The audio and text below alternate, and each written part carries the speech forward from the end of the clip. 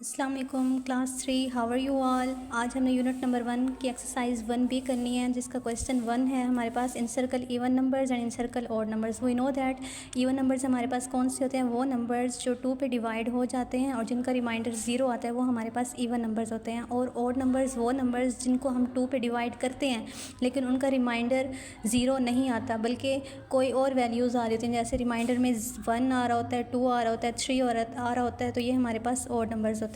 इसी तरह से मैंने यहाँ पे कुछ वैल्यूज़ कुछ नंबर्स लिखे हैं। जैसे ऑड नंबर्स हमारे पास कौन से होते हैं, जो 2 पे डिवाइड हो जाते हैं, जो 2 पे क्या होते हैं, डिवाइड हो जाते हैं। जैसे 2, 4, 6, 8, 10 ये हमारे पास इवन नंबर्स हैं। इसी तरह से ऑड नंबर्स वो नंबर्स होते हैं जो 2 पे डिवाइड नहीं होते, जैसे 1, 3, 5, 7, 9 ये हमारे पास जो हैं वो हैं ऑड नंबर्स।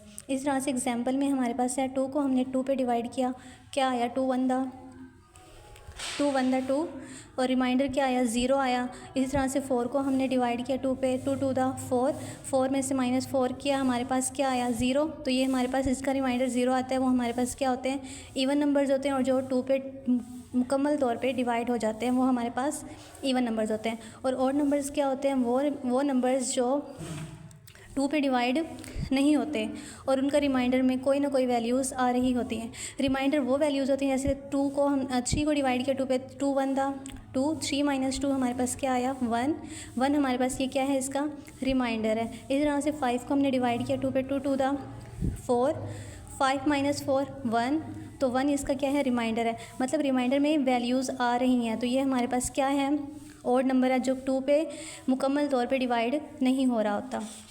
तो आपका ये क्वेश्चन 1 है और क्वेश्चन नंबर 2 है, ये आप लोगों ने होमवर्क पे करके आना है। इसमें आपने क्या करना है, सर्कल या बुक पे ही कर लेना, सर्कल ही लगाने हैं। क्वेश्चन नंबर 1 में आपने इवन नंबर से सर्कल लगाने हैं और क्वेश्चन नंबर 2 में हमने जो है वो क्या करना है, ऑड पे सर्कल लगा लेने हैं। अब आपका इसके अलावा एक और जो है वो होमवर्क में आपने करके आना है, वो ये होगा कि आपने 1 से लेके 50 तक काउंटिंग लिखनी है और उसमें से आपने क्या करना है, ऑड नंबर्स को आपने अलग से लिखना है और इवन नंबर्स को आपने अलग से लिखना है। Thank you so much.